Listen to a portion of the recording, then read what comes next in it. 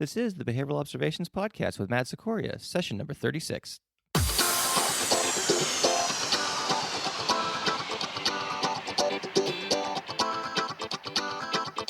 Welcome to the Behavioral Observations Podcast, stimulating talk for today's behavior analysts. Now here's your host, Matt Sikoria.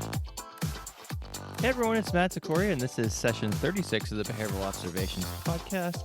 And this is like take 500 of this introduction, so I apologize if I sound a little ragged here. For some reason or another, the phone keeps on ringing, or the dog barks, or I get tongue-tied, or what have you. So I'm going to try to finish this in one final take and get going. So I've got a fun show today about parent training, and I am joined by Brandon Franklin from Clinical Behavior Analysis.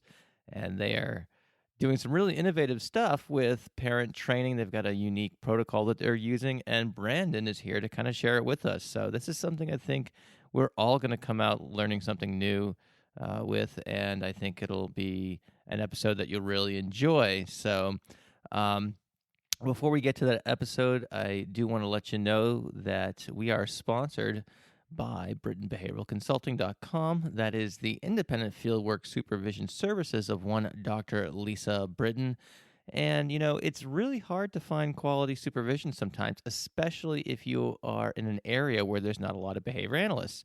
So for those of you in places like Massachusetts and Florida and California where, you know, we're not exactly a dime a dozen, but we're certainly more dense than, say, North Dakota, you know, it might be a little bit easier finding good supervision, but, you know, with the advent of online programs and things like that, people, you know, in all parts of the world starting to become behavior analysts, it requires us to find other types of supervision outlets, if you will. And so Lisa has made it her job to provide high-quality independent fieldwork supervision in a distance context. So if you want to find out if being supervised by Lisa is a good fit for you, reach out to her. You can go to BrittonBehavioralConsulting.com/contact and plug in your name and email address and take it from there. That is BRITTON, behavioralconsulting.com.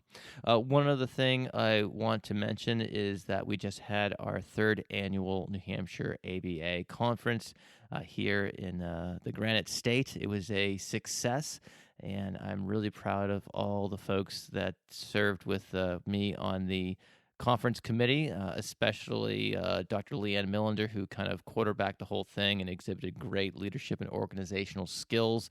The conference went off without a hitch, even though we were stuffing folders right as the registration lines were forming up. And, you know, it went off really great. It was fun to see great behavior analytic presentations here in our backyard. So I think that is it for housekeeping. So without any further ado, please enjoy this conversation with Brandon Franklin from Clinical Behavior Analysis. Brandon Franklin, welcome to the Behavioral Observations Podcast. How are you doing today? I'm doing great. Thanks for having me, Matt. I really appreciate you coming on, and we're going to talk about parent training and all sorts of fun stuff like that. And you wouldn't believe the interest that is in this area. It certainly surprised me. I put out a call for listener questions about 12 hours ago or something like that, and maybe a little bit longer than that, but I must have gotten 20 to 30 questions. It was unbelievable. So this is an area which people have an intense interest in. There's an intense need, and you know, I hear that you guys down there in Kentucky are doing some really innovative things with parent training and things like that. So I really appreciate you coming on the podcast to share some of the lessons learned in regard to this really important endeavor. So thanks for coming on.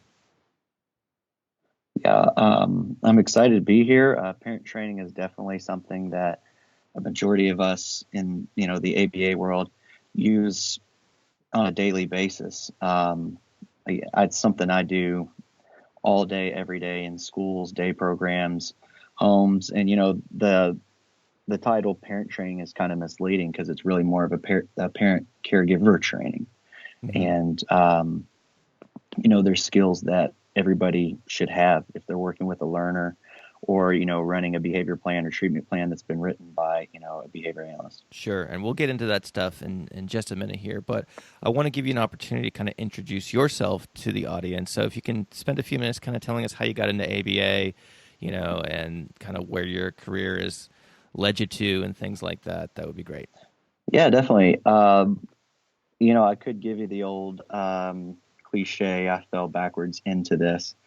To a certain extent I did, but it was more calculated than that on my part. When I graduated undergrad, I went to the University of Louisville, and I got my undergraduate degree in criminology. And there was a lot of theoretical, a lot of, psychology type work within that. And I really enjoyed it. And when I graduated, I moved to Virginia Beach, and I did some work with the Navy SEALs and their canine program, training dogs and training dog handlers, through certain situations and how to find explosives and, bite work and all that type of stuff. And No it was kidding. really, That's yeah. what I did. I did my master's research at the Institute for Biological Detection Systems at Auburn University, and we did research on the olfactory capabilities of dogs. So I remember a little bit of that world from 20 odd years ago. So it's Yeah. Well, it's definitely a different world. It was a great experience. I got to travel all over the place and do a lot of great things. I eventually moved back to Louisville, Kentucky, for my wonderful wife, Jody. And I started doing some social work within the courts and with Child Protective Services. And I just kind of like stopped one day and, looked at what I was doing, and I really hated the work that I was doing. And kind of like a self-loathing, like, this is what you're doing. Like, you gotta do something, because this isn't it. And someone had mentioned, what was not satisfying about it. What was everywhere I walked, every house I walked into, I was the bad guy.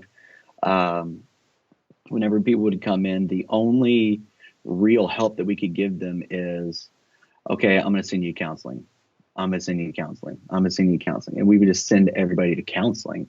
But these same people, the recidivism rate was just so high that, there would be generations of families that would come in, and we weren't helping them. So would this be like abuse, neglect cases and things like that? Abuse, neglect, but also there was a combination of, juvenile delinquency and truancy and, just a bunch of other issues, to where I'm talking at people and, they don't care. They don't want to be helped. And that's not everybody. It's not a broad sweeping generalization, but I just got to the point to where, I said, I got to find something to where I can actually help people and be effective. I see. Because what I'm doing right now isn't it. Somebody had just left the agency that I was at to get their master's in applied behavior analysis. And somebody on my unit said, you should check this out. I said, okay, I'll do that. Did some research, looked at it, and looked at some of the principles. And what we do in our field, they were doing with the dogs. They just didn't use the terminology and, the tight scientific methodology that we use. They were doing cold probes. They were doing, all kinds of different things, graphing, keeping data. Like, it was crazy after I went through school and kind of flashed back to what they were doing. I was like, man, I've done all of this already. Mm-hmm. But anyway, I went to Spalding University in Louisville with Nick Weatherly, who's now at FIT. And I just remember going to his office like once a week, once every other week, and just begging and pleading. Like, I will do whatever it takes. I'll work as hard as you've ever had anybody work. Mainly because, kind of along the same lines as Greg Hanley, my grades weren't very good. And my GRE was like borderline scary. Mm-hmm. Like, I remember getting that score back and being like, I know I'm smarter than this. Yeah. But obviously not, because the score was just was abysmal. Yeah, you got to get better at that process of elimination, right? Yeah. Exactly. So I begged and pleaded with Nick, and he took a chance on somebody like me. And I like to think that that it worked out because I'm really enjoying what I'm doing. I'm doing community work at Clinical Behavior Analysis now in Louisville, Kentucky, with Jason Simmons, who owns the business. And we truly live clinical behavior analysis in the sense of the word, to where we don't work with just small children with autism or, a certain population. We take 18 months all the way up until death. And we work with dementia. We work with autism. We work with ID. We are in the process of trying to work with mothers who have addiction issues. I remember my first case that I had at CBA was with he was probably 24 years old, and he had schizophrenia. And he was having, maybe 2 to 3 suicide attempts a year. And, he was being hospitalized quite a bit, and it was kind of impeding his independence. So we love working with anybody and everybody who needs help. And, that's just what we do. And so it sounds like you guys are kind of living out the stuff that Pat Fryman likes to talk about, right? In terms of going beyond the traditional parameters of what is commonly seen in applied behavior analysis in terms of populations and things like that. How do you do that and kind of stay in your scope of practice? I know, like, for example, I'm a huge ACT fan, right? And but I'm not going to, or I would be, I'm not going to, intervene on with a kiddo who has, severe depression or something like that, using the ACT model, because I'm not a trained counselor or anything like that. In other words, it's, I would consider something like that. I could see doing it as far as, using something like Mark Dixon's ACT curriculum as a skill and based intervention and things like that. But I would, so how do you guys as behavior analysts and you guys call it CBA for short, right? Yeah, CBA. And just while we're chatting here, what is what is your website in case people are listening to this and want to check? Oh yeah. Our website is www.cbacares.com. Okay. And we've got some really exciting, I'll get to your question in a second, but we've got some really exciting things that, we're growing and building into. And we have a 13,000 square foot clinic that will hopefully be opening within the next year. And we're going to be able to serve a lot of families in an area that doesn't have a whole lot of clinic services. Okay. So, and so hold on one second. So that's cbacares.com. Yeah. All right. And so just for, in case you're driving around in your car or walking your dog, or God forbid you're on the treadmill listening to this podcast, I think you'd probably turn in like a record slow time if that was the case. But it's neither here nor there. So if you can't get to a pen or paper safely, we will have this information in the show notes along with other stuff that we talk about today. So anyway, so let's get back to the question. To the question, yeah. So what we do is we evaluate each case individually, and we try to match, what a clinician's competency in a certain area or a certain level would be with the particular cases that we have come in. And then after that, we evaluate what can we do from a behavior analytics standpoint to help this person. We do refer out to other specialists if we feel that, they need more help than what we can offer, or help in a certain area that we cannot offer. But something we also do is we screen all of our clients before they even come in. So we'll sit down with the families for half an hour to an hour, and we'll do what we call a preliminary intake assessment. And in that, we're taking down, what do you need? What services are you looking for? When are you available? What are some skills? What are some things that you would like to develop? What are some challenging behaviors that you'd like to reduce? So that way, ahead of time, before we even accept a client, we kind of already know if we can apply those behavior analytic principles to them, or if they need a different service. And then we can refer them to people that we know and trust that are going to do a great job for them. Cool. So obviously the topic at hand here is parent training and things like that. It's vital. And I know you guys have developed kind of your own curriculum that you've adapted from, I believe the book's name is Parenting the Strong-Willed Child by Forehand and Long. Yeah. So before we can you outline, I know there's like several steps in this process. Can you just give us a brief overview of these steps, and then we can kind of go back and go into each one in a little more detail? Definitely. Excuse me, I got a little bit of a cough. No worries. Parenting the Strong-Willed Child, it's a great book that is, for the most part, required reading at CBA. I remember when I first started with CBA about 4 years ago, Jason handed me this book and said, read this. It will be a very important part of your time here. I kind of was like, okay, whatever.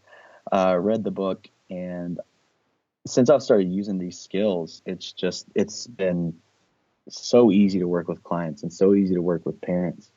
But Rapid, it's a parent training tool that we can use in the community, school, and home settings.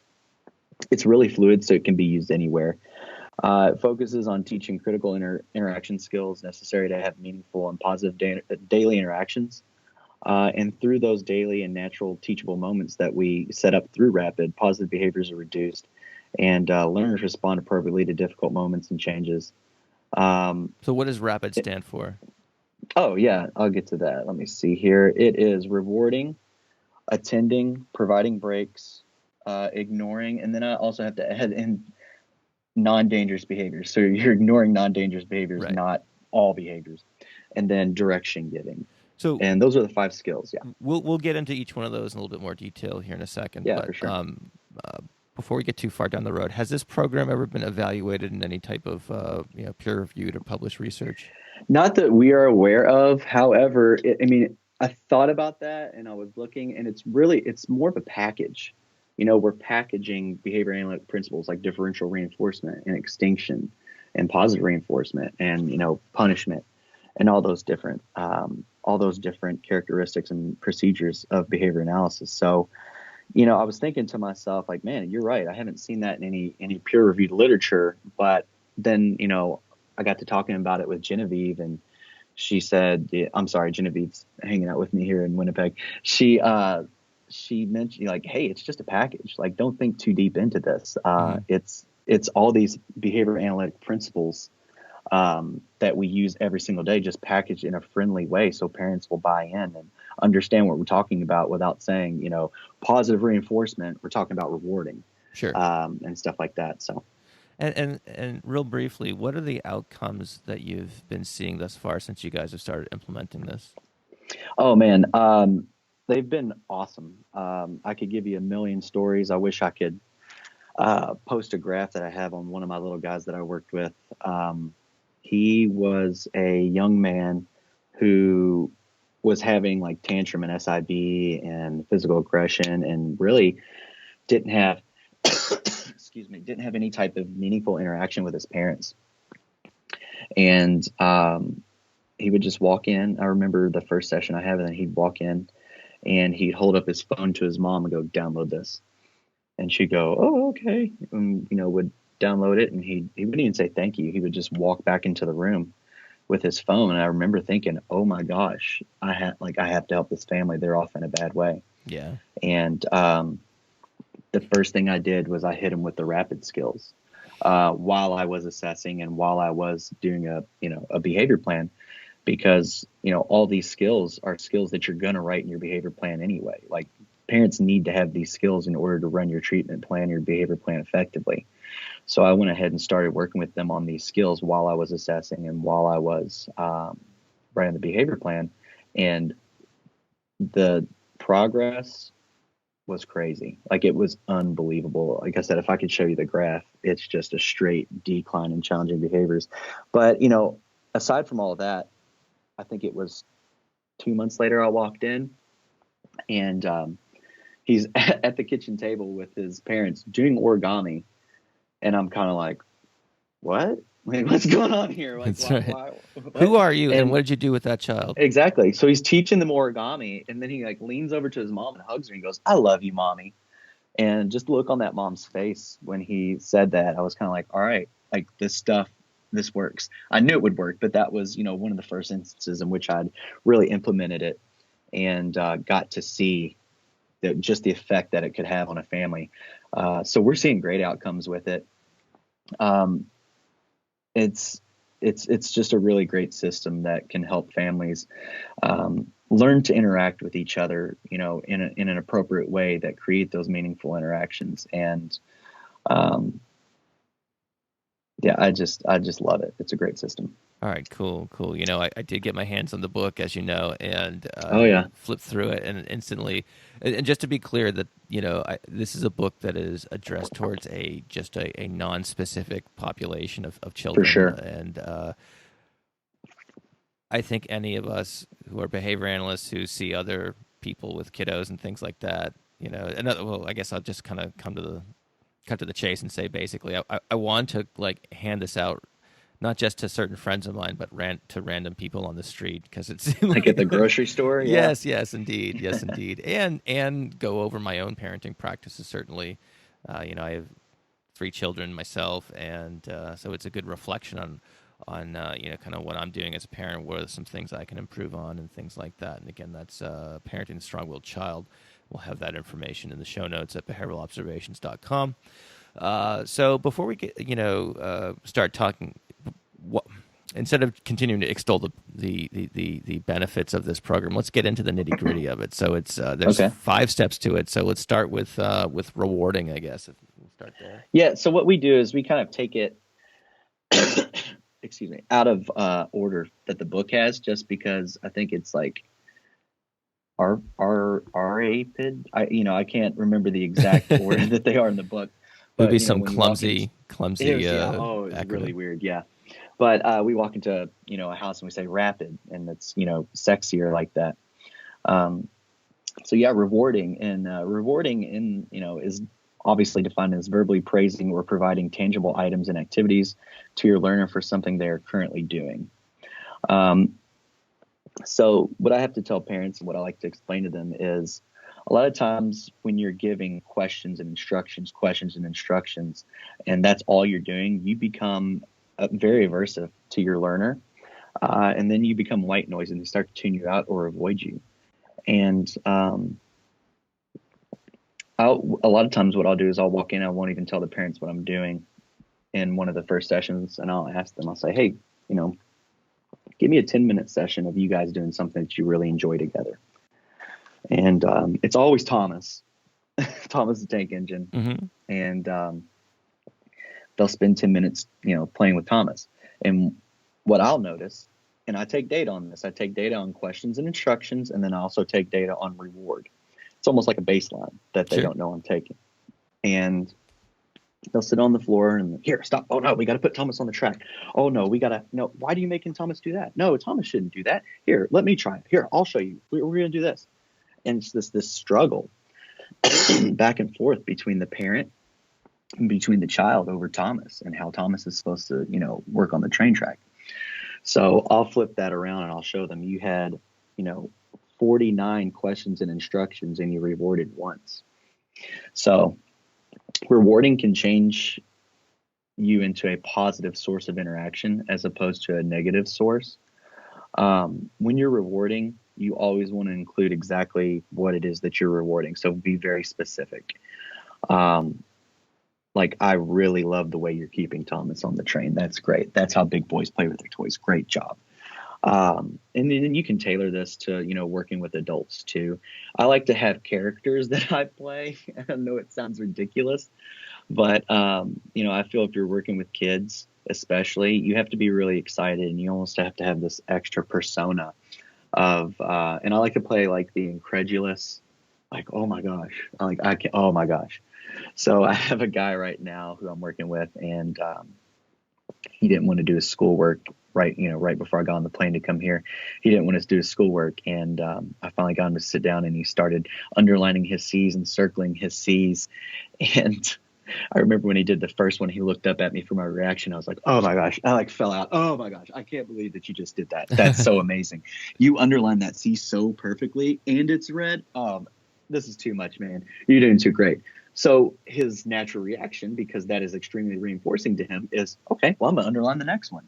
And then I got even more, oh, this is too much. You got to stop. All right. You're killing me, man. So just to kind of make sure I'm on board here, is that you're kind of coaching parents how to be... Yes. How to present with more enthusiasm and things like that. Exactly. And you're working on, letting the child or your learner, whoever you're working with, letting them know that what they're doing is appropriate and you notice it and you're giving them what they need from that. So, and you gotta know their functions too. You gotta know if it's, attention, you gotta know if it's an activity, a tangible, it's, it really needs to be, specific. And we can say it's this big overall curriculum and program that we're using, but you really need to, specifically make it for your learner, as we do in everything else, individualized. So, but it needs to be specific. It needs to be immediate, and it needs to fit the function of their behavior. So. Cool. So let's move on to attending, and unless there's anything else with rewarding that we still need to cover. Oh, no. Attending is the toughest to learn, and it's so tough because it's so close to rewarding that a lot of times parents get confused between the difference in attending and rewarding. So the difference between attending and rewarding is that attending, you are verbally labeling or you're physically imitating the learner's current positive behavior, as opposed to with rewarding, when you say, I really like the way that you're keeping Thomas on the train tracks.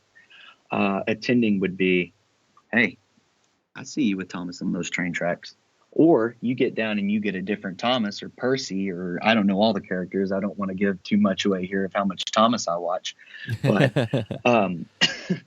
you would get, a train similar to them and make it go on the tracks too and imitate their behavior. And you're showing them that you notice what they're doing positively. And while that's extremely close to rewarding, it's not the same, because we don't want to train every time that you're doing something, you need to be handed reinforcement immediately. So it's not praising, it's labeling or imitating, because obviously the praising is rewarding. When you attend, you want to allow your learner to understand what interactions are positive and which ones are negative. And I think more so with attending than rewarding, because it's not that verbal, I really like what you're doing, but you got to be excited and positive about it as well. And then obviously, just like rewarding, it needs to take place while your learner is void of challenging behaviors and they are interacting or engaging in positive behaviors, your replacement behaviors. Okay. And so let's, so it sounds like there's like a Venn diagram with a little bit of overlap between those two. Yeah, those two are, and that's why they're the toughest, because they're so similar that it's really tough, especially, you're talking about parents that were walking in and there's a lot going on and this is all new to them and they have a million different people pulling them a million different ways, telling them how to do everything. And, this is just another kind of fold in that excuse me, that they, kind of like, wait, isn't this the same thing? Didn't you just, so, there's more to attending, but for the parents, I really just keep it at, it's verbally labeling or physically imitating, and that's it. And then with the rewarding, it's I love, I really enjoy when you do that. There's some materials out there. It's like 100 ways to say good job. I think there's some lists out there like that. I like to give those types of things to parents if I can find them that works for them, and that way they don't feel like they're just a robot saying the same thing. They are having real, authentic, natural interactions. Cool. All right. So providing breaks is next. Tell us a little bit about that. Yeah, providing breaks. Because it's timeout essentially, and providing breaks is a punishment. And I hate using punishment because we do positive behavior support. So I use this as little as possible, but it's not always like a harsh punishment. Sometimes a client can be overstimulated. A learner can be overstimulated, and you just have to remove them from a situation. So providing breaks can be defined as removing your learner from a reinforcing situation or removing a reinforcing item from your learner. Essentially punishment, right? Yeah. So when positive behaviors take place, it's punishment if it reduces the challenging behavior. Yeah, yes. So when providing breaks, you want to take certain factors into consideration. And this is where I really get kind of in depth with parents on, listen, I know you're frustrated, but we can't provide breaks in a sense because you're frustrated. We have to make sure that what we're doing with these breaks is effectively teaching our learner that their behavior is inappropriate and that, we need to change what you're doing. So you got to ask yourself, is the break truly a break? Will your learner be safe during the break? Is the break effectively teaching your learner about their negative behavior at the time? And are you providing long enough or too shorter breaks? So, right. Can you just go through that list again? That was good stuff, but I just want to make sure for those listening I'll slow along down. All right. So is the break truly a break? Is the break truly a break? Is your learner safe during the break? Is the break effectively teaching your learner about their negative behavior at the time? And by that you mean there's it's devoid of reinforcement. Yes, and also it's taking place when the negative behavior happens. Because if you're working with a 5-year-old and they hit their brother, they do something an hour ago, and you're like, all right, well, you're going in timeout now for that, or I'm taking this away because of that. Like, are they really learning from that? Right. So you have to make sure. Yeah. So it needs to be contingent. Yes, definitely. And are you providing long enough or too shorter breaks? You wouldn't put a 3-year-old in timeout for 20 minutes. And this is where I really have to tell parents, I know you're frustrated, I know you're upset, but we don't want to take those frustrations out through this procedure because you're trying to teach them. You're not trying to, force your frustrations upon them. Yeah, and ideally you want them back in the situation, I would imagine, right? So they can, definitely, so yeah, you want to re-engage so they can, contact reinforcement through those positive behaviors. So what are the ways in which you guide parents in terms of setting? Because of course, I'm sure as any behavior analyst listening to this podcast right now can probably nod their head in agreement with, the age-old question, like, how long, right? And so do you have guidelines that you help parents with in terms of the length of the timeout? I think it's more of a feel and where that individual client is and, their functioning level and, what they have going on at the time. It's really just a feel. I don't have anything written down that says for this age or for this, person use this amount of time. Now, I will coach them up on that and, hey, timeout is a trigger for this kid. Let's do it as quick as we possibly can, get them in and out, or maybe find some other way to show them that their behavior is inappropriate. And, there's others, we'll get into the other skill in just a second, the ignoring skill. But I really have my parents that I work with use the providing breaks as a last resort, especially like when I'm working with adults. I don't even use providing breaks because, they have rights and we can't take things from them. You cannot put them in a corner and tell them sit here for 20 minutes. So providing breaks for me is just a last resort because ignoring generally works so well. But yeah, it's, to kind of expand on providing breaks a little bit.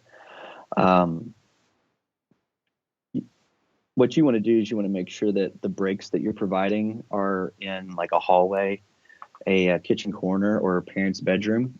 And I was, presenting some of this yesterday and kind of giving examples of, what's the worst place when you're like 5 years old or, 3 to 5.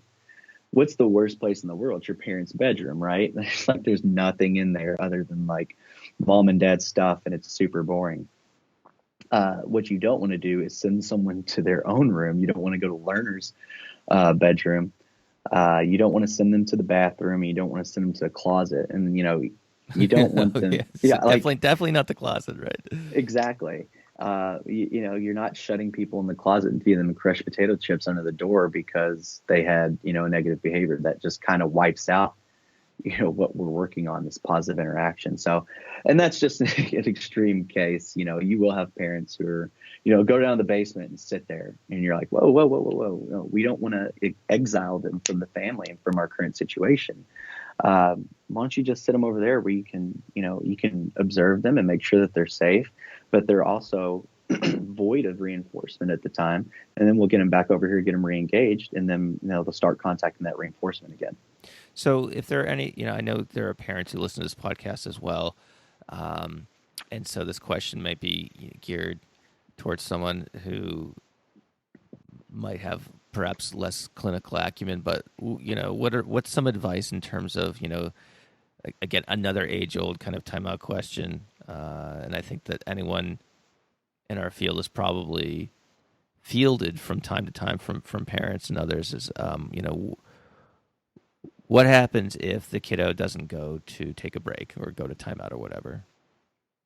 Or how do you coach up parents under those circumstances? Yeah. So for me, dude, like waiting out tantrums is one of my favorite things to do. Like, I don't know why, but I coach my parents through those tantrums and and that kind of leads into the ignoring skill. I was going to say, this is like about. the world's most awkward segue, but so I guess we could probably start talking about. No, it's fine. Because, what I tell them is, hey, we are at a stopping point here. If they will not take a break, then we're going to stop everything we're doing and we will not continue on with our day until they do take a break or go to timeout or do it or comply with what you're asking them to do. And until then, we're ignoring and we're blocking them from, whatever else it is that they're trying to do. So, say you have a kid throwing a fit about Xbox and, they're on the ground throwing tantrum. You're like, all right, that's it. I need you to go sit in the corner for, 3 to 5 minutes, however long your timeout is. And they just drop to the ground, start screaming. That's when you, and I'll get into this later, but, I tell my parents to be Mother Nature. So that's when you just, no reaction, stone face. Okay, turn around, find something else to do, but you're also monitoring them. So because it always happens, he tries to sneak back on the Xbox and creep his way over. That's when you're blocking and stopping them and, kind of standing in front of the Xbox and waiting out that tantrum. So, with ignoring, we are withholding attention, tangibles, or other variables that may reinforce challenging behavior. That's physical, verbal, and eye contact. This teaches you to learn to engage in positive behaviors in order to get your attention or other things that they may want or need. And like I said, I always tell parents, leave the room or find something else to do. That's generally effective because when they stand there, they tend to want to negotiate. They do want to look at them in the eyes. They do respond to questions. And then it becomes this power struggle. And then, of course, when the positive behavior eventually comes back and takes place, we want to reward that ASAP. Parents tend to have this idea of, no, you acted a fool today, so you're going to wait a little bit longer before you get this. What we're trying to teach this kid or this learner is that when you engage in those positive behaviors, you get what you want. So as soon as that positive behavior takes place, hop all over that and reward them with whatever it is that you're rewarding them with. So just to recap, yeah. I'm sorry, go ahead. Well, I was going to have some do's and don'ts, but we can recap.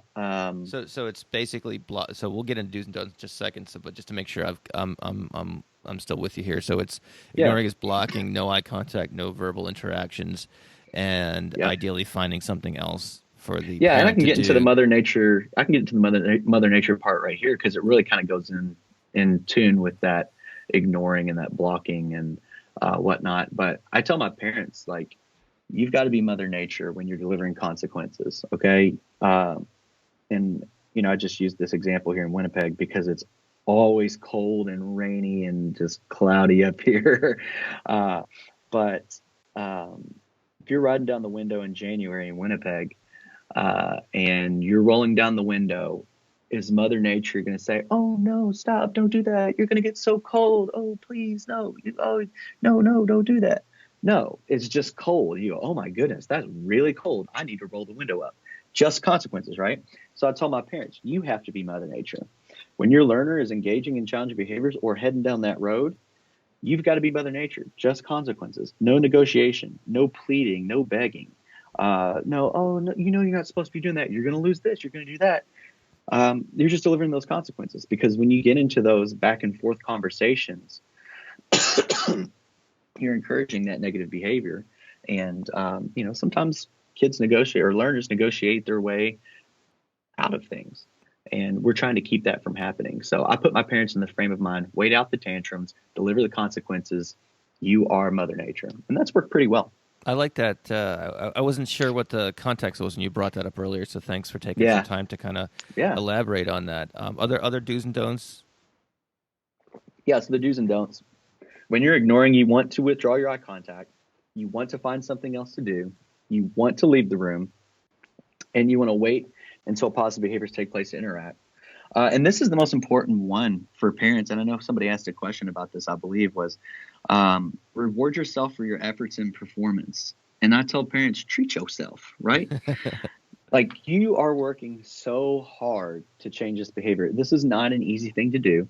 There are going to be tantrums. There are going to be times when you want to give up. Of course, we all know about the extinction burst if you're dealing with that at the time.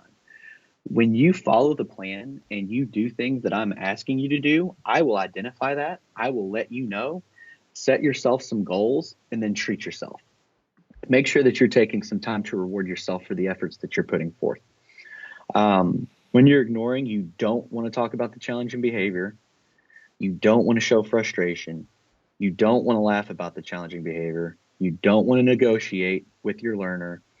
And you don't want to ignore when a challenging behavior could harm someone or cause significant damage. And I think that's very important to note, because there are parents who, if you just put ignore, they're just following what you're doing, and they aren't behavior analysts. We have to let them know every step of the way what we're doing and how we're doing it and why we're doing it. And if you just say ignore, they're like, cool, all right, I can do that. Then you walk into a session, hey, yeah, he broke every television in the house and I was ignoring just like you told me to. And that's where we have to be better at what we're doing and let them know, no, I was talking about non-dangerous behaviors. Here's what you do when behaviors get dangerous, and you have, a crisis plan or some sort of reactive strategy written for them.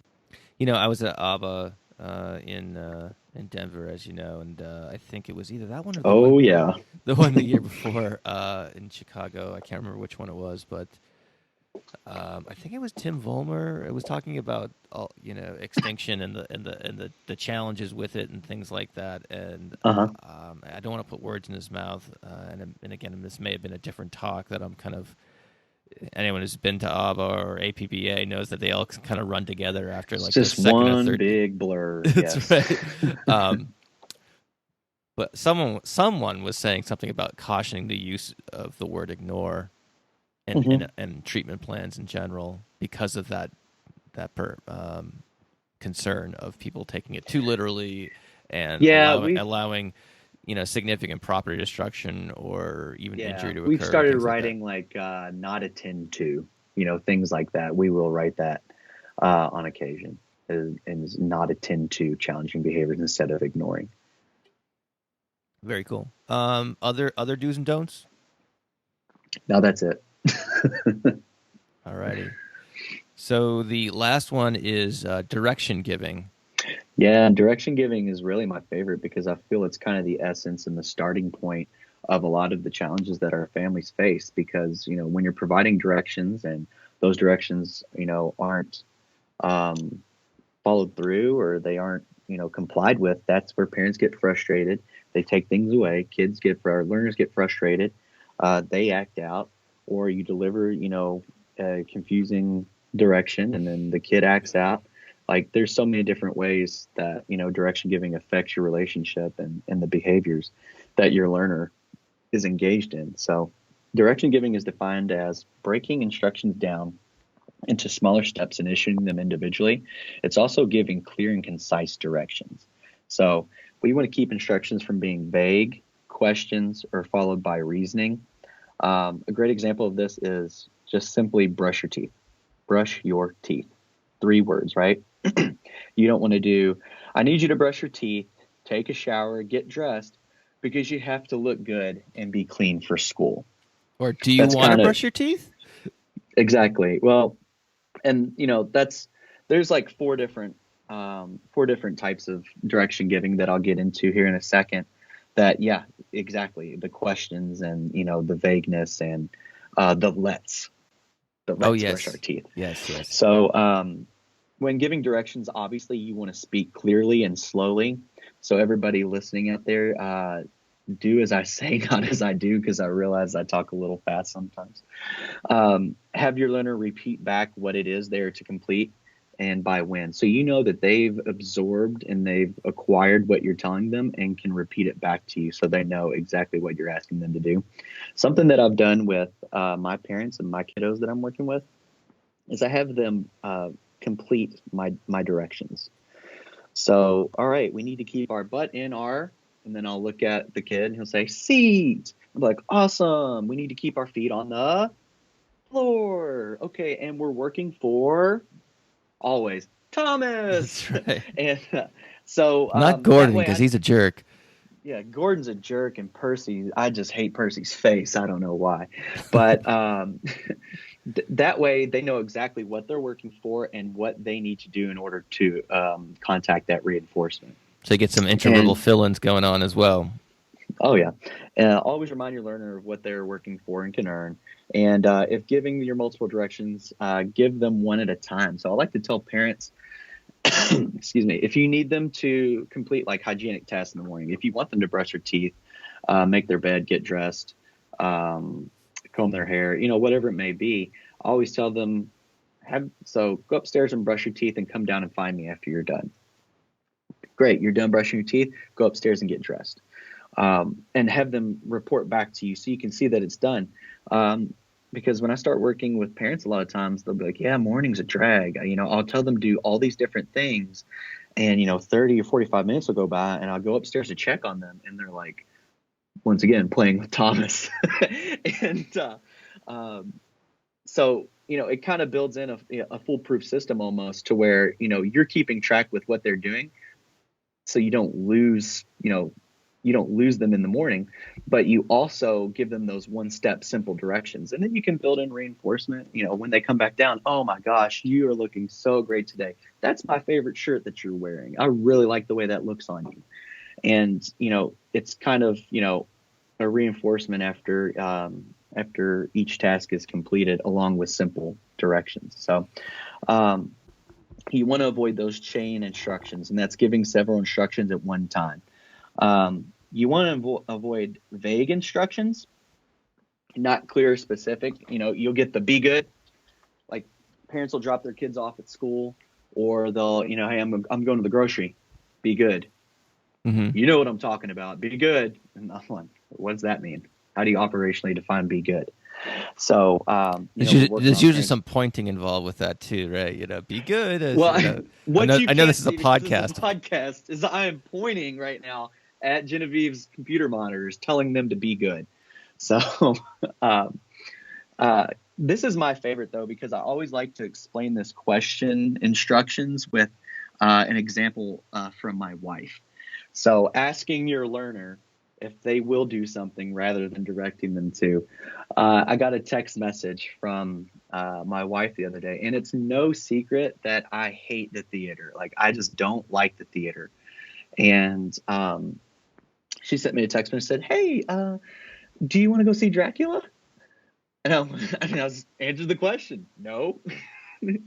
So, I told her, if you want me to go do these things and you want me to go see these things, you have to tell me. You have to say, hey, I want you to go see Dracula with me. You're going to see Dracula with me. So for our parents, do you want to clean your room? No, I don't, but thanks for asking. We want to make sure that they are being assertive and letting their learner know that this is not an option. I'm asking you to do something, and in order for you to get what you want or what you need, you're going to need to complete this task for me. And then the last one, this is a really hard. Actually, it's not the last one, second last one. This is a really hard one to break people of, because, when we work with kids, we're so involved with what we're doing. And a lot of times we're prompting and we're helping out, and we'll say like, let's go do the dishes, or let's do this. But when you get to the dishes, you kind of go, all right, do the dishes, buddy. And you're standing there and the kid's kind of looking at you like, you said, let's do the dishes. You said we were going to do this together. So if you're truly going to do something with your learner, that's fine. You can use let's. But if you're not, we want to avoid those let's instructions, because they do get confused, or they do get upset when they get to the actual task, and you're kind of like, all right, that's all you, man. So last one, yeah, go ahead. Plural pronouns. Oh yeah, for sure. Right. For sure. Last one. The last one is instructions followed by reasoning. And you're just, time to clean your room because we have company coming over and we don't want this place to look messy. That kind of muddles the instruction. It also leaves room for negotiation. And then, what if in this specific moment, your learner hasn't been fully prepped, that people are coming over and they have anxiety or they have issues with, people coming to the house, and then you have all of a sudden you have a meltdown. So, excuse me, you might have, too much information that you're giving, and we want to keep them clear, simple, and easy for the learner to understand. All right. So remember the go ahead. simpler the better. No, that's fine. Remember, simpler the better. You don't have to present a reason or convince anybody. Clear and simple is what you need.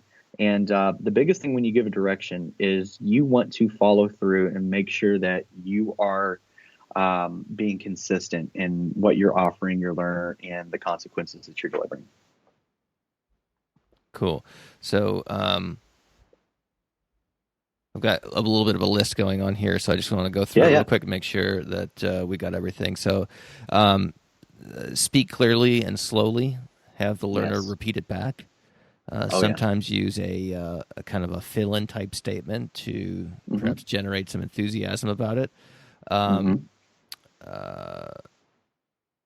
also that you understand that they know exactly what it is, because I'm not telling them beforehand, hey, you have to sit in your seat and you have to keep your feet on the floor. We have reviewed that.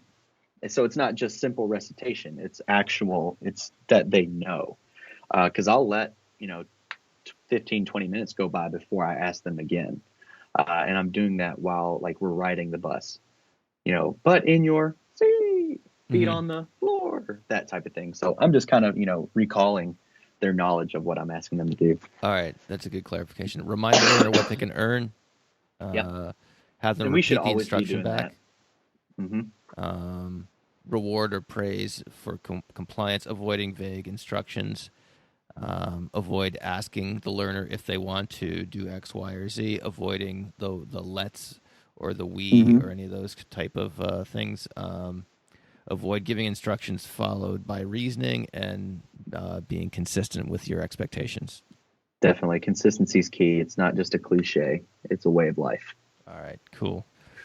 All right. Well, that's quite the rundown here, and I think anyone with kids, or anyone who is perhaps an aunt or uncle or whatever, can certainly see their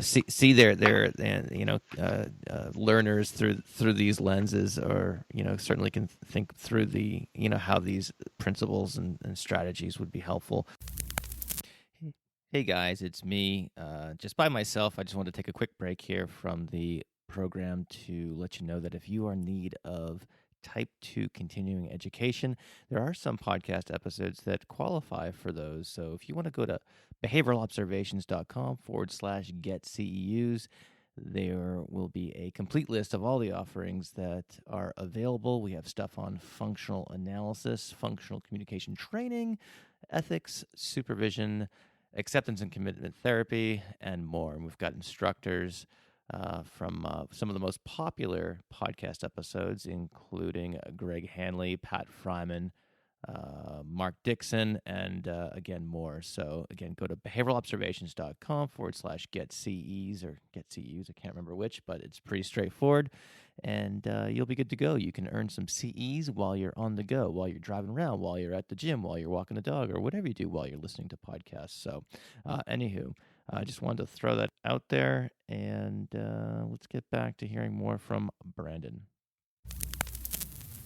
I want to kind of turn the page here a little bit, because as I mentioned earlier, we got quite a bit of stuff in the mailbag, if you will, from listeners when they found out we were going to be talking about this topic. So I was following that last night, and I was really excited about how much participation you were getting. It was great.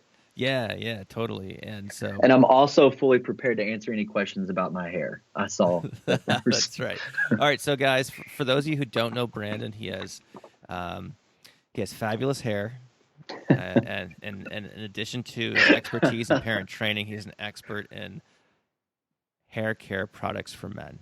So, well, it all starts because my wife is a hairstylist, and I didn't know that. She's great. She cuts my hair once every 2 weeks, and she showed me. I wasn't a big fan of pomade before, but you got to blow dry. You got to get it in the shape beforehand, and then you just throw the pomade in there, and that puts the finishing touches on it. So there you go. There's my secret. It's out. All right. If anybody wants to email me. So if I come to any CBA events, can she I mean, I need all the help I can get, so. Oh yeah, dude. We'll hook you up. All right. Sweet. All right. So hair care notwithstanding, let's dive into some listener questions here. I have the best listeners. I got deluged with questions, and I apologies in advance if we didn't get to your specific question. We can certainly do a round two. And I know a lot of people had questions specific to, kind of instructional programming in the home setting with ABA therapists and things like that.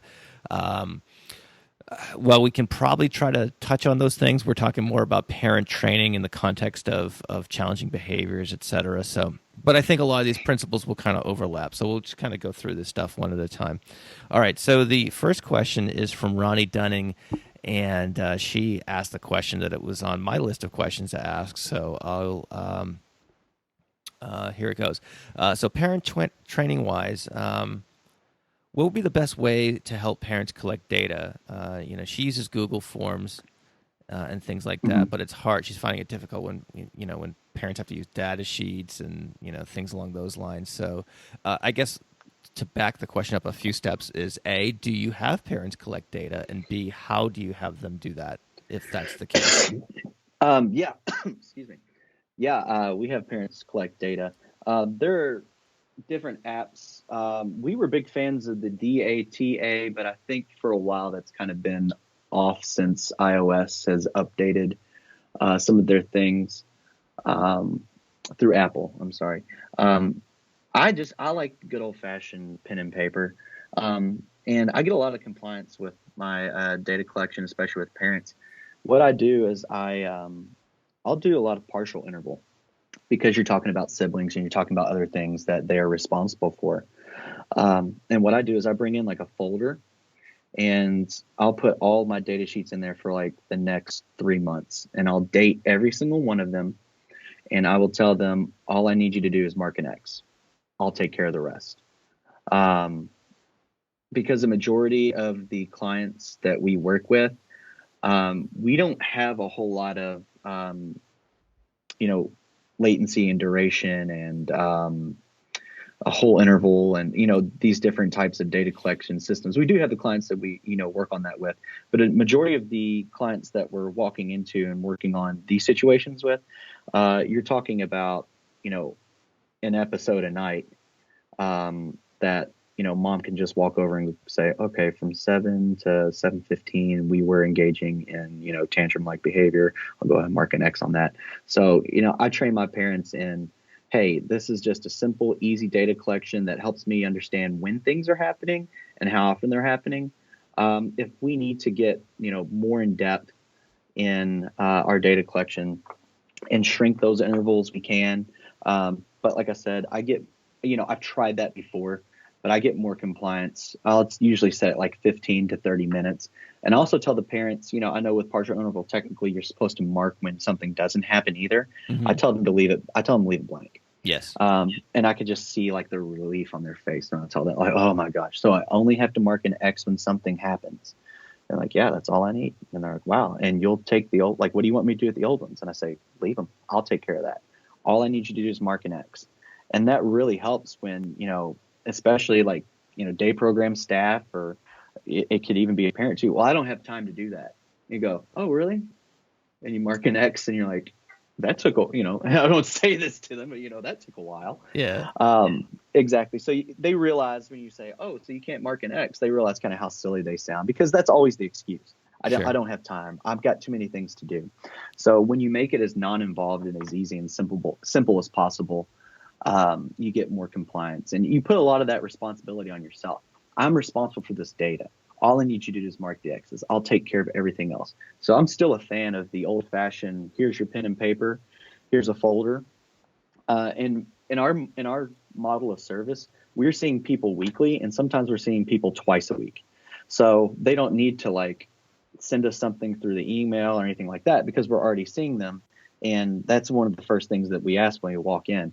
Hey, where's the data folder? I'm going to go ahead and put that in my computer, as we work through the session. So if something happens to it, or I don't see you guys, again, I have the most up-to-date data that we have right now. All right, cool. And I think also what helps with that and probably makes that doable for parents is I think sometimes people have this idea of data collection as writing the great American novel every time an event occurs, and so that certainly avoids that. So, all right, so it's like Bill Clinton, keep it simple, stupid. Yeah.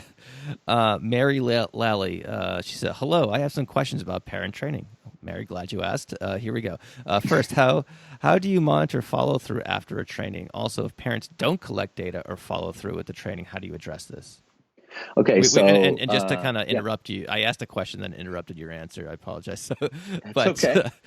There's a lot of concerns, and there's some questions that didn't get in the mix about parental compliance and things along those lines. So, if you can speak to that topic in general as well, that would be awesome. So, I guess I'll start by saying that I'll start with the training part. Following through after training, like I said, with our model, we are there all the time. So what I'm doing is I'm cold probing, I'm observing, I'm taking my own data on their compliance.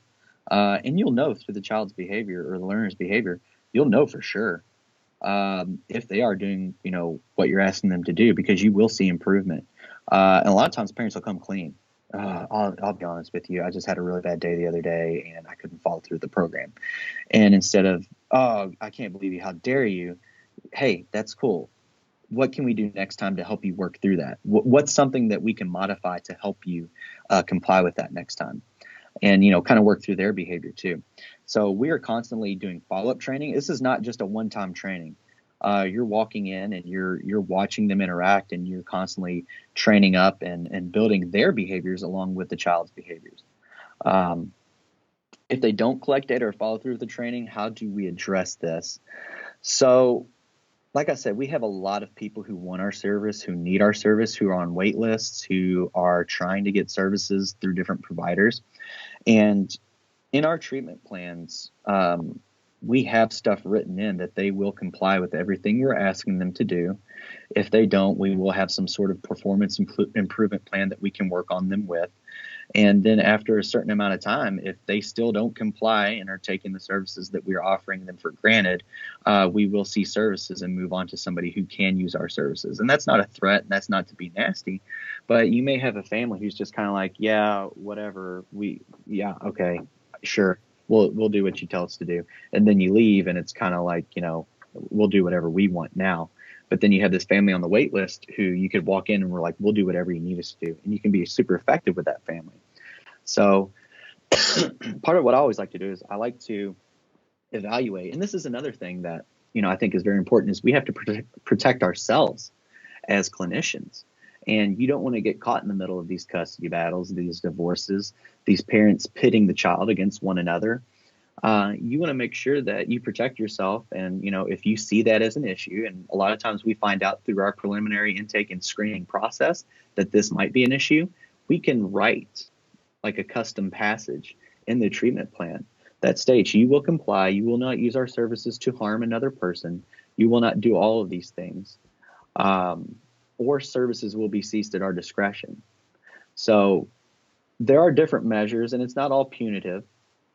But, if parents aren't complying, eventually you're going to have to say, this isn't working. We're going to have to help somebody else who is going to use our services. But training, I can't say it enough. And it doesn't have to be formal. I find that, quick 5-minute hits, just boom, boom, boom, in and out, building up and shaping their behavior to what you want it to be. I find that that's the best, because you aren't just, drilling them and, beating it into their heads. And you want to remain positive and upbeat. When I'm working with parents, I am so excited, because if you're not excited and you're the person who's supposed to be training this and working this, like, why would they be excited?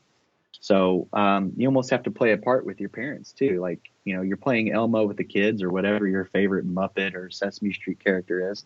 And then with the parents, you have to be that source of confidence, advocacy, and just general excitement and upbeat positivity. And I think a lot of parents, that they really enjoy that, and they don't get that from a lot of their other service providers. I see. I know you mentioned briefly situations with custody and things like that. I do have a couple of questions from listeners. I'm going to try to group them together because I think they kind of run along the same theme. But Celia Heyman, Louisa Gatto, Aislinn Bright, Diane Berth, a couple other folks had questions about working with parents who might be either have differing levels of commitment, might be split up or splitting up, might have different agendas, etc. So and I know you kind of spoke to that in brief, but can you go over that again real quick? About like different family members? Yeah, I mean, how do you deal with different households? Different parental philosophies. I know just kind of in my own kind of observations, many of people, acquaintances I know that have gotten divorced, and part of the contributing factors are different parenting philosophies and things For like sure. that. Or at least that's maybe not necessarily divorce, but it's certainly a common source of partner conflict. Right. So how do you guys deal with that? Yeah, your approach has to meet that parent or that family member where they're at. So if you have a dad who's just kind of like, oh yeah, it's cool, man, we just kind of do this and we do that, and you're like, hey, that's fine. Let me work this into what you guys are doing, so you don't really have to change your lifestyle too much, and you can still be that cool dad and have a good time. Like, I understand. Excuse me. So what you can do is you can tailor make those trainings to meet that parent where they are. And then if you have the mom who's super uptight and real worried about everything and just kind of high anxiety, you can meet her where she's at and help her work through that. And you give the same training just in a different way. But what the big thing about this is, when I see parents or grandparents or siblings or anybody else that we're working with, when I see consistency, that's when I see success. When I see inconsistency and when I see parents who are arguing and parents who are, have differing opinions on how, the rapid and, the plan should be run, that's when I start to see kind of some fallout. And I don't really see progress being made. So, and I'm not going in and telling them that you have to change exactly the way that you live your life or what you think of your partner. Like, I'm not asking you to do that. I'm just asking you both to run this plan the exact same way. I see. You brought up siblings, and that was another theme that kind of ran through many of the listener questions. Some of those from Celia Heyman, and then someone from Ryan O'Donnell from the What We Do podcast. Yeah. What's up, Ryan? Yeah, that's right. A little shout out to fellow podcaster Ryan. Yeah. And so, how do you incorporate siblings in the training? I have trained siblings, and we train siblings exactly like we train the parents. However, we will, kind of change our language and the way we train it to match, whatever their age or their or whatever their level might be as far as where they are. I think I've actually done that. I did the training with a 12-year-old one time, and it was very well received. And you just have to make it make sense for them. Of course, I'm not reading all these behavior principles out of the white book to him, but I'm saying, hey man, sometimes your brother gets upset, and sometimes he gets angry, and he'll throw tantrums on the floor. He starts throwing his shoes. You've seen that happen, right? Yeah, I've seen that happen. Okay, so what I need you to do when that happens, no matter what he does, no matter how he's following you, if he's throwing his shoes at you, screaming at you, I know that's frustrating and I know that's upset. I've been there before. I had a younger brother, but he needs you to walk away. He needs you to go to your room and shut the door. He needs you to ignore him. And then when he's done throwing his tantrum and he's back to being, his nice self and wants to play video games with you and isn't hitting you, then you can interact with him and have a good time again. But he needs you to do these things for him. And you just explain it in a way that makes sense for them. But yeah, we are all about training anybody and everybody who, has a significant role in our learners' lives. Very cool. All right, so Cherie asks, in New Zealand, there is no funding for services. It is totally self-funded for families. Hence, we often get requests for low hours or reduced clinic time, certainly contrary to best available practices, et cetera. So, how do you? I guess one question that she didn't directly ask, but kind of made me think of it is, what is the time commitment? For this sort of thing from a clinical hours perspective. I mean, I could spend a full 3 hours working on one of these skills, but I mean, realistically, you could do, and this all kind of goes into behavior skills training too, because we use behavior skills training to train these skills as well. But I mean, you could easily do one of these in 30 minutes. Just through the role playing and through watching them and observing them, and then providing feedback. It's real simple to just do 10, 10, 10, just boom, boom, boom, boom, right through the session. And it doesn't need to take a super long time. And like I said, you can follow up with, those future 5-minute quick trainings and just let them know exactly, what you would do, how you would do it, provide that feedback in the moment, and then, continue on with what you're doing. So the cool thing about Rapid, and I mentioned this earlier, it's so fluid. You can do it anywhere, anytime with anybody. And it can take, I've done Rapid trainings where it's been 4 hours long, but then I've also done Rapid trainings to where I've done them in, 25 to 30 minutes. So it's really all about how you want to present, the program, how fast your parent can learn, and, the environment you're working in. Another podcaster, Becca Tagg from the Business of Behavior podcast, she asked, how do you get insurance to cover it? Do you use a fee-for-service model? Do you have any thoughts about multiple parent groups versus individual trainings? And favorite ways to do progress monitorings, things like that. So we don't. And there's a bunch of questions rolled up into that one, but that's okay. So this isn't necessarily like a specialized one-off training. It's just part of our services. So if we're providing services for somebody, it's part of the monitoring phase for us. We can do some of it in while we're assessing and while we're doing behavior support, so that those parents feel, the behavior support plan. So these parents feel as if we are giving them some knowledge and we are giving them some help when we first walk in, and we're not just watching behavior happen and taking data. So, it's just part of our natural service, and insurance does, cover part of that. And I guess you might be talking about more of the RBTs, and what the RBTs are doing. There are parent training codes that we have in our insurance that we can work on that through, but most of the time we just work into our regular services. Multiple parent groups versus individual trainings. Really, you can do it either way. Like I said, it's so simple, so fluid. It's packaged in a way that's easy to understand, but there is no substitute for one-on-one individualized in-person training. Like it doesn't get any better than that. In the home. In the home. Yeah, because the reason why I want to ask that qualifier right there is because I did have some school-based BCBAs, Lauren Molnar and my good friend Karen Davis, who work for school districts, and they get asked about parent training all the time.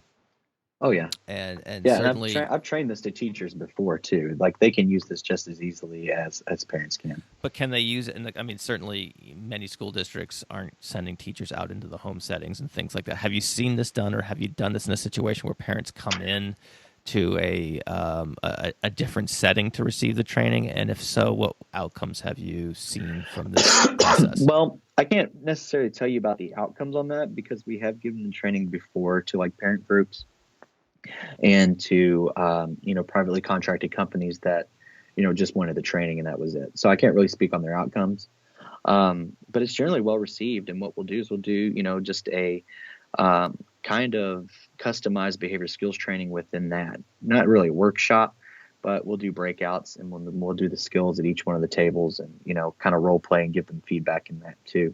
So people have gotten it from a myriad of different environments. The teachers don't come to the home to get the training. If the funding source allows us, we are more than happy to go to the school and provide the training in the classroom. I actually have a client right now that I'm working on rapid skills with the teacher, and I'm in the classroom, and I'm kind of hanging out, and when something happens, I'm modeling and showing her, and kind of giving her that look from the back of the room. How's when you need a reward? Hey, all right, now you need to ignore this, and I'm working her through those issues. And I understand that everybody doesn't have the opportunity or the funding sources for that, so it might be a little tougher for some of your listeners. But excuse me, that's what I'm doing in the school. What can you speak to developing kind of parental confidence? Linnell Kelly asked a question, and I think the crux of it is basically some parents she works with need a lot of reassurance, a lot of handholding and things like that. And the concern is ultimately they won't do this when, outside of the direct training or supervision context. So can you talk about how to, I guess, build up someone's confidence to implement this stuff? Well, what's going to happen is they are going to be skeptical at first, or they are going to be a little kind of like, I don't know, that seems like a lot of trouble. But when they see the success that you have with the learner, they're going to want it. They're going to say, how did you do that? And of course, they're going to have to get through the, well, you're new phase. There's always that, well, you're new to this person. Once you get through that, if they are having a little trouble buying in and they see the positive outcomes, they're going to want that for themselves. So they'll buy in after that. But, it's just reassuring the parents. And, I tell them about the mother nature part, of course. The big one is going to be tantrums. When they're having a tantrum, they're kind of like, all right, we're back to where we were before. So what I like to tell them is your learner's tantrum is you taking the control back. Like what you're hearing right now and what you're experiencing is because they aren't getting what they want through the easier, negative, challenging behaviors that they're used to getting them through. You're taking control back and reversing this cycle. And then I can see it in their face. Oh, you're right. And that funny. Gives them, Sorry to cut you off, but no, you're fine. That layman's language, you're taking control back. Sometimes we have to fight against that as behavior analysts, certainly. But I think in that context, that's such a great way to phrase it, because that they understand it. Yeah, and as much as we try not to set up situations as power struggles over perceived control and things like that, I could see where that would work perfectly for that application. Well, so I wanted to kind of blurt that out before I forgot it. No, that's fine. And one of the first things they always tell you, when you walk in, I feel like I don't have any power or control over my own life right now. I feel like I'm a prisoner who's trapped in this home because my child cannot go out. They cannot adjust. They cannot tolerate certain things. So you really play to that, whatever they tell you. I feel like I don't have control of my life or my household anymore. So then when they are encountering a situation, you're using their own words and the things that they're, because you always ask, what do you want out of this? I want my life back. I've had people tell me that before. This is you taking your life back. That's what this tantrum is. Always remember the stress that parents are under. You have to be empathetic. Technically, we're there to work with the client, but you also have to understand that the family is your client. Okay. And in order for this to work and be successful, everybody has to be on the same page. And if a parent's having a tough day, who's to say that you can't hear them out? Hey, and I don't like to use the word understand, because I don't understand. Number one, I'm not a parent. Number two, I don't have a child with developmental disabilities. I say, I hear you. I hear what you're saying, and I'm going to do the best to try to help you out through this situation. And here's some ways that we can move forward through this.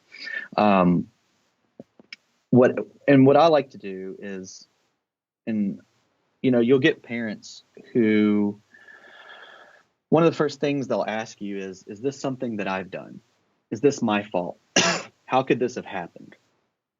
And my good friend Bob Ross at Beacon up in the northeastern part, one night, I'm sure it was in a drunken stupor or whatever it may have been, but we get into these conversations, and he taught me something extremely important, very valuable one night.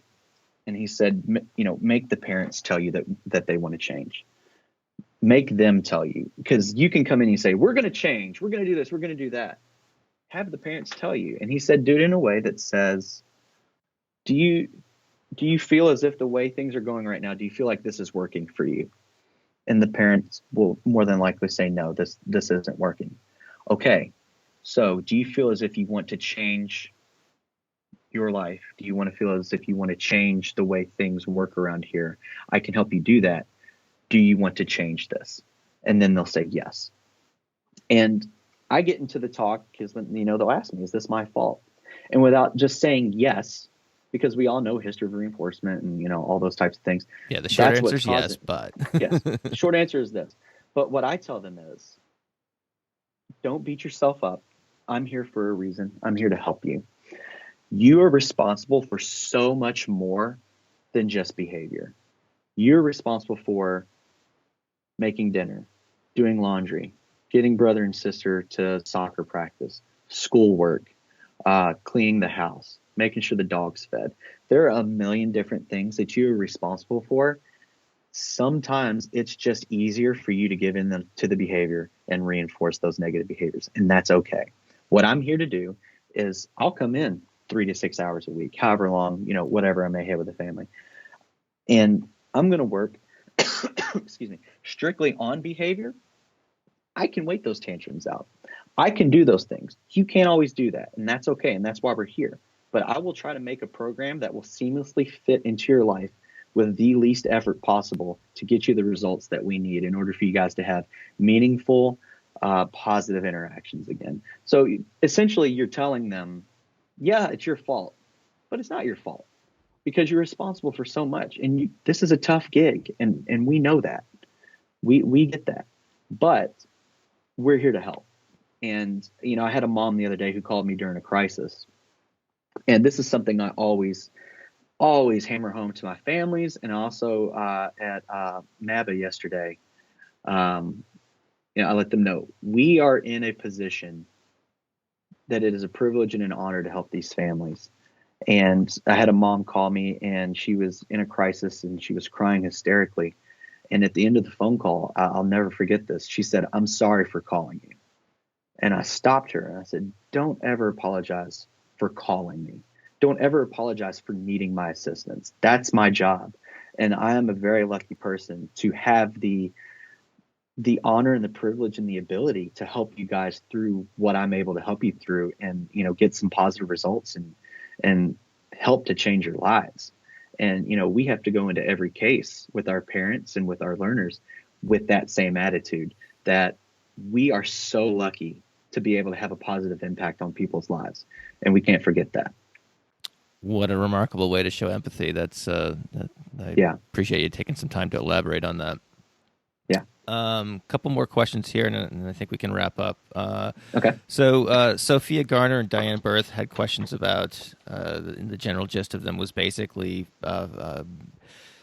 working with families that might have some, kind of psychological or mental health barriers to, this sort of intervention. Have you had to work with families where the caregivers themselves have their own share of issues, whatever they might be? Oh, yeah. And how do you work around we get that?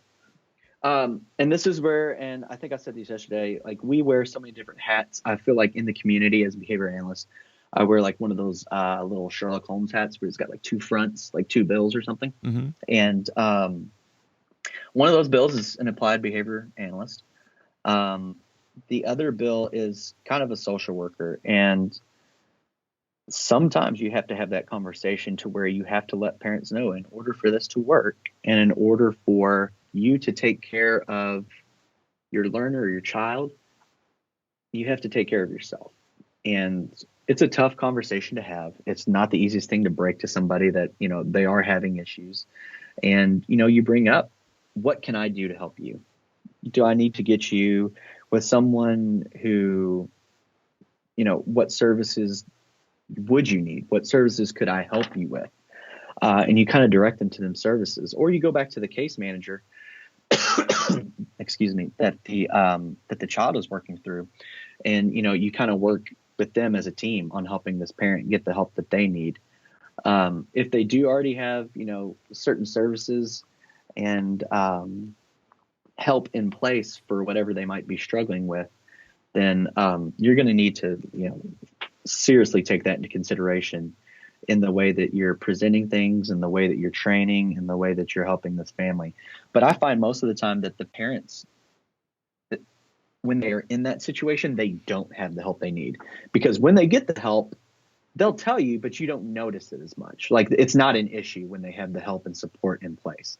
So, yeah, that's always a really tough spot to be in, because it's always tough to tell another person you need help.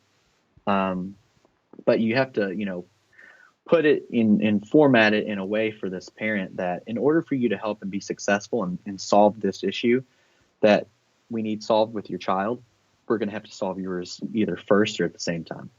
I see.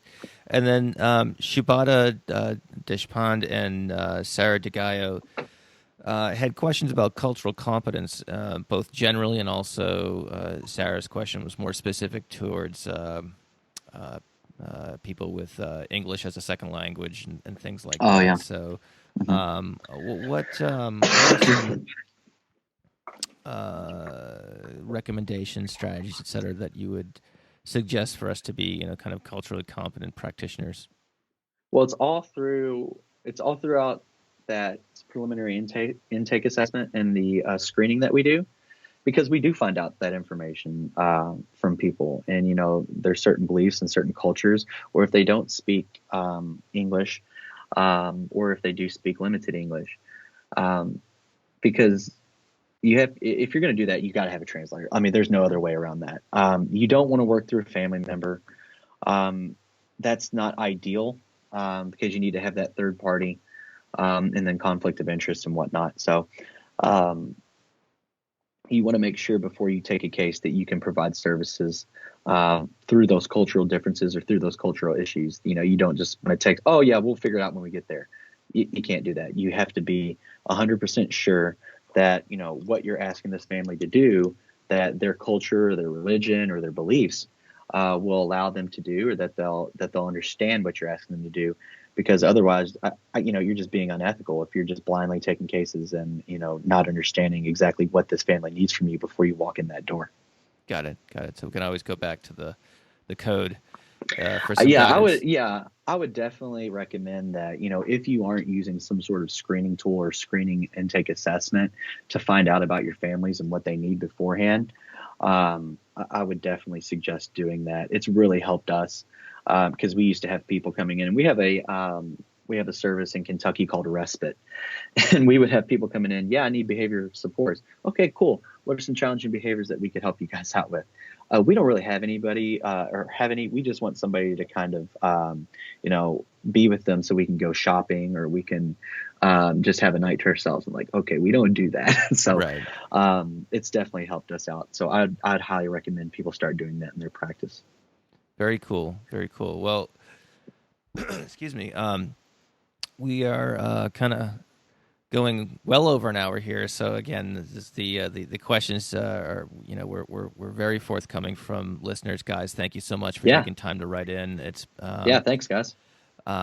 But I think it's probably close to the time to wrap up this particular episode. So, if you have any final thoughts for practitioners, we're recording this on, September 22nd, and the exam results were just posted just the other day. So there's a lot of people who are either high-fiving themselves or, conversely, resolving to buckle down and succeed at the test, whether it's a second or third time or what have you. So for new practitioners or any kind of newly minted BCBAs, if you have any final thoughts for someone in those positions, and if you have any suggestions for where people can reach out to you if they have more questions about parent training and things like that, if you could leave us with a couple of final thoughts, that would be great. Yeah, so for all the new practitioners out there, you are responsible for your career. You're responsible for your actions.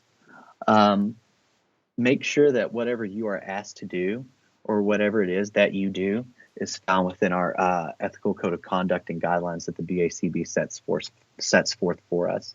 It's easy to be naive. It's easy to lean on somebody who has been doing this for years and years and years, but asks you to do something that you aren't 100% sure about, because the BACB is going to come back on both of you. You can't point a finger at somebody else and say, well, they told me to do it. Yeah, well, as a board certified behavior analyst, you're supposed to know how to be ethical and what to do. So take responsibility and take control of your own career from here on out. Don't be afraid of rejection. Don't be afraid of failure. I have a little saying: keep going and keep doing it until someone tells you no. Because it's worked out pretty well for me. Also, remember what I said about an honor and privilege to serve our families, because we need that, especially in our field, that and the perception that we're creating robots. We need to have empathy, and we really need to have that connection with our families and with the people that we serve.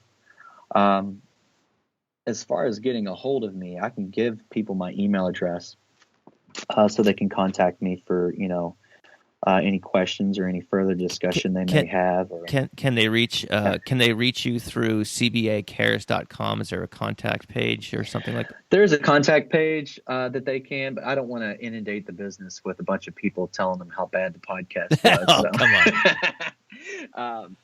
No, but I can just give my email address, and that way they can have a direct line to me. All right, cool. It's B as in Brandon, and then it's B Franklin at cbacares.com. So B Franklin at cbacares.com. And again, we'll have all this information in the show notes as well. So for those, definitely. And if anybody wants to learn more about CBA or what we're doing, we have our own events that we're putting on, and hopefully it'll blossom into a conference eventually. That's our goal. But we just had Greg Hanley down. We had Tim Courtney doing an ethics and supervision talk. It was a great event. We're exploding, man. We're growing, and we're going to need a lot of board certified behavior analysts, and Kentucky's a great place to live. So if you're interested in a new challenge with a company that really emphasizes culture of a behavior analytic nature and gives you opportunities to learn and grow as a professional, give us a look, give us a shout, and we'll be happy to talk to you and hopefully give you a home and a career where you can blossom. Very cool. All right, Brandon, This has been great fun. Thanks for coming on the show. Thank you, Matt. I really appreciate the opportunity, and I really appreciate what you're doing for our field through dissemination. We need more stuff like this, and keep doing what you're doing. Big fan, and I'll see you very soon. Awesome. Thanks. All right. See you, buddy. Bye. All right, really good stuff from Brandon, and I really appreciate the time he took to come drop by the podcast. So if you want any more information on what they're doing down there in Kentucky, go to cbacares.com. Let's see, what else? Big thanks to Lisa Britton for sponsoring the show, BrittonBehavioralConsulting.com. And if you enjoyed the show, or if you enjoy any of the shows, and you haven't yet left a review on iTunes, that would be really cool. I'd really appreciate it if you went to iTunes and then typed in behavioral observations in the search bar, clicked on the rating, whatever, the rating button, or I forget exactly what it looks like, and then just gave a rating and review. That helps us spread the message of behavior analysis. The more ratings we get, the more visibility we get on the Apple iTunes store, or whether you're listening on Google Play or Stitcher Radio, any I guess your podcasting source of choice. Ratings and reviews help out considerably. So, anywho, I think that's pretty much all I have today. So I will see you again in session 37 of the Behavioral Observations podcast. Thank you so much for listening. Take care. Thank you for listening to the Behavioral Observations podcast with Matt Sikoria. You can find Matt's notes on this episode at www.behavioralobservations.com. We also invite you to stay connected with us on Facebook at facebook.com/behavioral observations and on Twitter at Behavior Podcast.